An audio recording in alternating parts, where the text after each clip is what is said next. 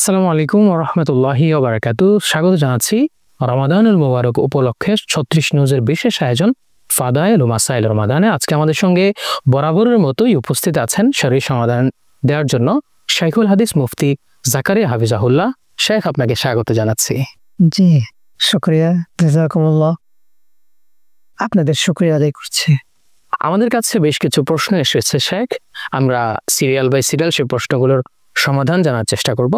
আমাদের কাছে একজন প্রশ্ন করেছেন যে রোজা রেখে টুথপেস্ট কিংবা টুথ পাউডার দিয়ে ব্রাশ করা যাবে কিনা, এটা স্বাদ অনেক সময় জিহ্বায় লেগে যায়, তো এটার কারণে রমাদানের রোজায় কোনো সমস্যা হবে কিনা, বা ইসলাম এই বিষয়ে কি বলে, যদি একটু সমাধানমূলক কোনো কিছু বলতে।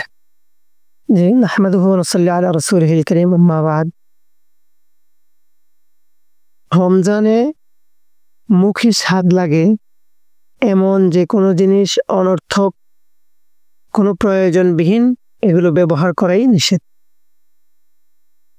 যেমন টুথপেস্ট, টুথ পাউডার এগুলো দিয়ে ব্রাশ করা, যার থেকে সমূহ সম্ভাবনা হয় যে গলার ভিতর চলে যাবে। যদি গলার ভিতরে এগুলো চলে যায় তাহলে তা নিশ্চিত রোজা ভেঙে যাবে। আর যদি গলার ভিতরে না যায়, তারপরে এটা স্বাদ মুখে কি হয়, অনুভব হয়। স্বাদ অনুভব হয় এমন ভাবে কোনো কিছুই কি করা যাবে না, ব্যবহার করা যাবে না, নেওয়া যাবে না। যদি গলার ভিতরে চলে যায় তাহলে তো রোজা ভেঙে যাবে। আর যদি গলার ভিতরে না যায়, মুখে স্বাদ অনুভব হয়, এরপর ফেলে দেয়, রোজা ভাঙবে না। তবে বিষয়টা তেমন একটা উত্তমের খেলাপ, তেমন একটা ভালো না। রোজা হালকা হয়ে যাওয়ার কোনো সম্ভাবনা? রোজা হালকা হবে না, আগে মাকরুহ মুক্ত নয়। জি, এজন্য এটা করবে না, এটা করা থেকে বেঁচে থাকবে। এছাড়া মেসওয়াকের সাথে মেসওয়াক করা যেটা আছে, রাসূলুল্লাহ সাল্লাল্লাহু আলাইহি ওয়াসাল্লামের সুন্নাত হলো মেসওয়াক করা। দিনের শুরুতে হোক শেষে হোক, সর্বদাই রোজা থেকে মেসওয়াক করা, মুখের পরিচ্ছন্নতার জন্য মেসওয়াক করা। জি জি। আমাদের কাছে এটার সঙ্গে একটা প্রশ্ন এসেছিল যে মেসওয়াক করলে অনেক সময় রক্ত আসে দাঁতের গোড়া দিয়ে, কিংবা থুতুর সঙ্গে অনেক সময় রক্ত আসে। এই রক্ত অনেক সময় অনিচ্ছা সত্ত্বে ভেতরে চলে যাওয়ার একটা উপক্রম হয়। এই বিষয়টা যদি একটু আমাদেরকে সমাধান দিতেন। মেসওয়াক করলে রক্ত আসলেও কোনো সমস্যা নেই, তবে মেসওয়াক হোক বা এমনি হোক, মুখের ভিতরে যে রক্ত বের হয় সেই রক্ত ভিতরে যাওয়া যাবে না। রক্ত যদি ভিতরে যায় তাহলে রোজা ভেঙে যাবে। অর্থাৎ থুতুর সাথে যে রক্তটা, থুতুর পরিমাণ বেশি হয়, অর্থাৎ যেটা রক্তর মাধ্যমে থুতুটা একটু হলুদ হয়ে যায়, হলুদ বর্ণ হয়ে যায়, অথবা লাল হয়ে যায়। হলুদ বর্ণটা হলেই মোটামুটি সমান সমান বুঝে আসে। আর যখন লাল হয়ে যায় তখন বোঝা যায় যে রক্ত পরিমাণ বেশি। এই ধরনের রক্তর পরিমাণ যদি বেশি হয় তাহলে রোজা ভেঙে যাবে। আর রক্তর পরিমাণ যদি কম হয় তাহলে রোজা ভাঙবে না। বাকি সতর্কতামূলক বলা তো যায় না কখন রক্ত বেশি হয়ে গেছে, পরিমাণ বেশি হয়েছে, এটা তো বলা যায় না। এই জন্য সবসময় খেয়াল রাখবে যে মুখের ভিতরে রক্ত যেন ভিতরে না যায়, মেসওয়াক করতে হোক বা মেসওয়াক ছাড়া হোক। এমনি সাধারণত বিষয়টা আমরা এভাবে বুঝতে পারি যে অজুভঙ্গের কারণের মধ্যে থুতুর সাথে রক্ত বা অন্য কিছু বের হওয়া, থুতুর সাথে যদি রক্ত বের হয় তো রক্তের সমান সমান হলে অজু ভাঙবে না, কিন্তু যদি বেশি হয়ে যায় তাহলে কি হয়ে যাবে, ভেঙে যাবে, অজু ভেঙে যাবে। অজু ভাঙার যে পরিমাণটা আছে এই পরিমাণ যদি ভিতরে ঢুকে যায় রোজা রাখাকালীন তাহলে কি হয়ে যাবে, রোজা ভেঙে যাবে। অনেকের ভিতরে এই প্রবণতা আছে, রক্ত যেটা আছে এটা একটা প্রবাহিত রক্ত।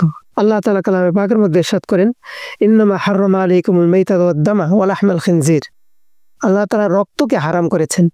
অনেক সময় মুখের ভিতরে খাবার খাওয়ার সময় মুখে কামড় লেগে যায়, জিহ্বায় কামড় লাগে, অথবা গালে কামড় লাগে।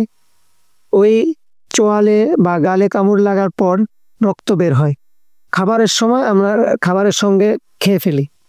আবার দেশ গ্রামে অনেক জায়গায় দেখা যায় কোনো জায়গায় কেটে গেছে, এভাবে মুখে দিয়ে রাখে যে রক্তটা আমি খেয়ে ফেললাম, তাহলে আমার রক্তটা যেটা যাচ্ছিল সেটা আর যেমন হয়ে যাবে, পূর্ণ হয়ে যাবে, এভাবে বলে আর কি।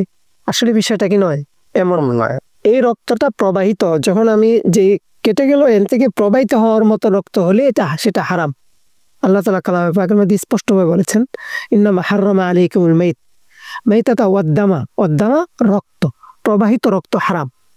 তো এই রক্তটা যে আমি খেয়ে ফেললাম, আসলে আমার তো রক্ত হবেই না, এটা তো পাকস্থলীতে চলে যায়, এটা হয়তো মলমূত্রের সাথে বের হয়ে যাবে। কিন্তু এটা ধারণা করা যে এটা কি হয়ে যাবে, রক্ত হয়ে যাবে, রক্ত শূন্যতা পূরণ হয়ে যাবে, আসলে বিষয়টা কি নয়, এমন নয়। তো এটা হারাম, খেয়াল রাখতে হবে। আমার খাদ্য গ্রহণ করার সময় যদি এভাবে হয়ে যায়, চোয়ালে কামড় লেগে যায়, গালে কামড় লেগে যায়, তাহলে রক্ত বের হলে সেটা সাথে সাথে ফেলে দিতে হবে, কারণ এটা প্রবাহিত রক্ত হারাম, এটা খাওয়া যাবে না। এবং এটার সাথে সাথে এটার দ্বারাই সাথে সাথে কি হয়ে যাবে, অজু ভেঙে যাবে। যদি অজু করা থাকে, আমি বলে খানা খেয়ে এরপরে কি করব, নামাজ পড়বো, তো এই মধ্যবর্তী আমি খানা খাওয়ার সময় আমার এটাই কি হয়ে গেল, এভাবে কামড় লেগে গেল, রক্ত বের হলো, তাহলে কি হয়ে যাবে, অজু ভেঙে যাবে। এভাবে মুখের ভিতর যে কোনোভাবে যদি রক্ত আসে, সেটা যদি গিলে ফেলে, তাহলে কি হয়ে যাবে, প্রবাহিত রক্ত সমপরিমাণ হয়ে গেলে সেটা হারাম। আর এবং এটার দ্বারা রোজা ভেঙে যাবে, রোজা অবস্থায় হলে রোজা ভেঙে যাবে। তো এটা আমাদের খুব খেয়াল রাখার বিষয়।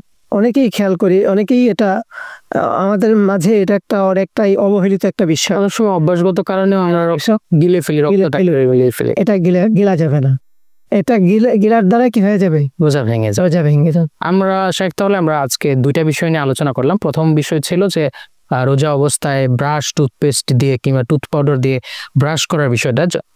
এটা এমন একটা বিষয় যে যেহেতু এটা জিহ্বায় স্বাদ লাগে, এটি না করা উত্তম এবং এটা থেকে বেঁচে থাকতে হবে।